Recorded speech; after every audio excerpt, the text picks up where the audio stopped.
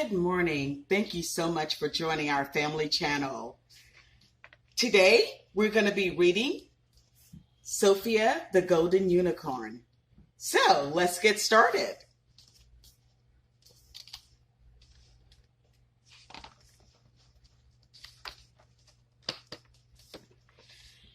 This story is about a little unicorn named Sophia. Sophia has 3 older sisters. They all look similar with big blue eyes, cute pink horns, and a beautiful bushy tail. But there was one unusual difference. Unlike her sisters, who were silver in color, Sophia was golden.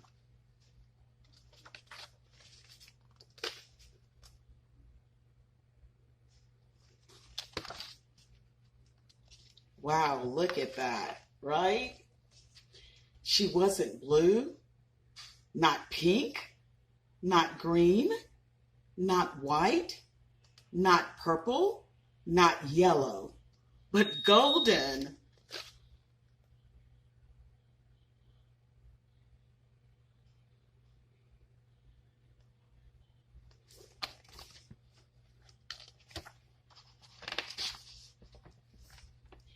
This would have been very fine for a dog or a fish, butterfly or a bird, a monkey or a cat, a squirrel, a mouse, but a unicorn, the color of gold? The idea simply sounded absurd.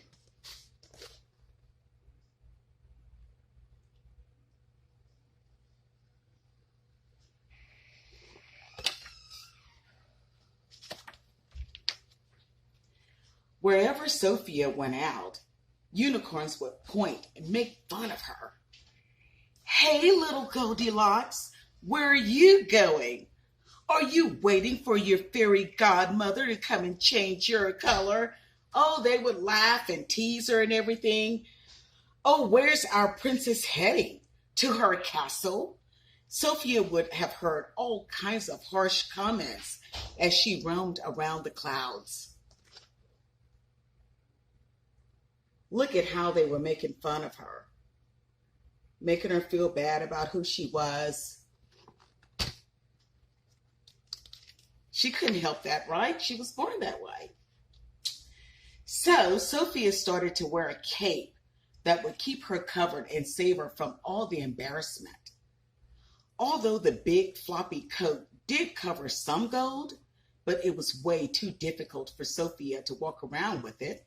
She kept banging into things on the way, and this really frustrated her. Look at that coat that she had to wear, that cape, trying to cover who she was, because they would make fun of her all the time, making her feel bad about herself, making her insecure. Exactly. We don't want to do that, do we? No, we don't.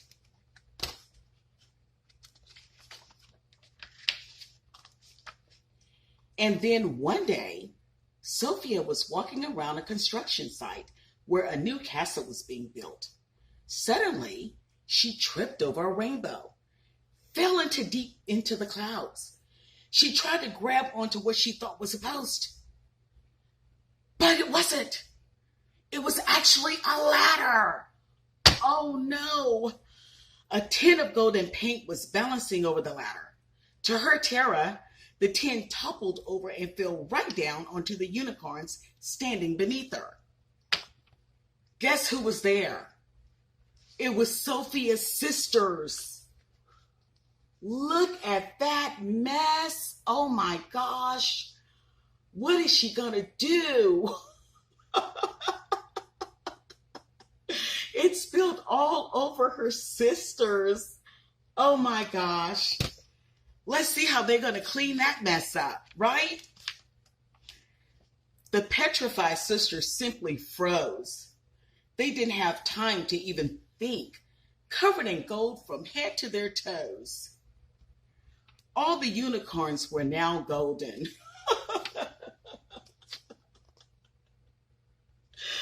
See what happens when you make fun of others? You never know what situation you may find yourself in. That's right. Now they're all golden.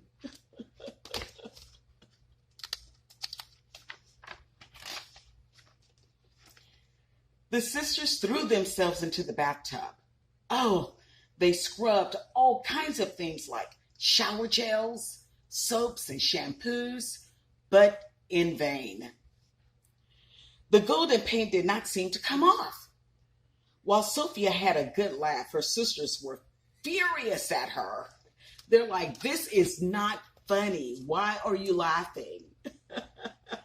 She's having a good laugh over there, isn't she? Oh, goodness. But the sisters did not lose hope. No, they did not. They went from door to several places asking for help. The supermarket, the salon, the dry cleaner, the car wash. They went everywhere trying to get that gold paint off.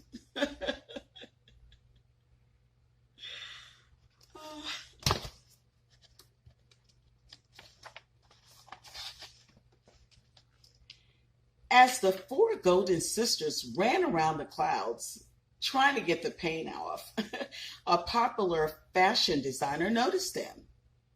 She was fascinated by their shiny golden color and quickly approached them. There they are, roaming around the clouds, trying to find help to get the golden paint off. And there's a fashion designer. Let's see what happens.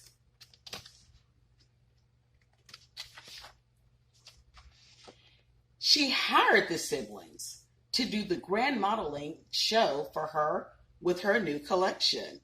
Wow. In fact, she named the unicorns the Golden Girls and even launched the collection by their name. Sophia and her sisters had become famous all overnight. Wow. Look at that. Look at what a difference can make.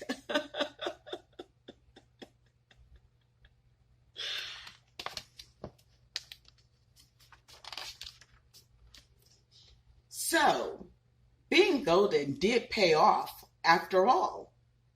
They all understood that being different from others does not mean being worst, but it can mean being wonderful. And that is the end of Sophia, the Golden Unicorn. Thank you so much for joining us. But before we go, I would like to go over the moral of that story. Actually, it's not fair or it's not okay to make fun of other people's differences. We all have differences. None of us are alike exactly. You know, we have different hair colors, different skin colors. You know, some of us are heavier than others. Some are very thin. You know, some are struggling with mental challenges or speech challenges, but it doesn't give you place to make fun of that person or make them insecure or make them feel bad about who they are, because we are all beautiful in the eyes of God. We are all beautiful. It can that challenge that person is dealing with can give them the ability or the pathway to accomplish something that the one that's making fun of them can accomplish. Even though they're the one that's making fun of them and bullying them and making them feel bad about who they are, you know, they can't even compete with them in other areas. Just like a person that's struggling with their speech, or someone that's blind and can't see. However, they can hear, they can read Braille, they can feel where they're going. But the person that's making fun of them they don't have those abilities. So anytime that you have a deficit in one area, you have a fluent of abilities in another. So always remember that. If you're the one that's making fun, think about that, because there's something that person can do that you cannot. With that in mind, I would like for you to remember this before we go. And that's to always tell the truth. Do your absolute best. Keep your promises. Try new things. Be open-minded. Listen and learn. Never give up on your goals and your dreams. Love each other. No whining, and be grateful. Thank you very much, and we'll see you next time. Bye.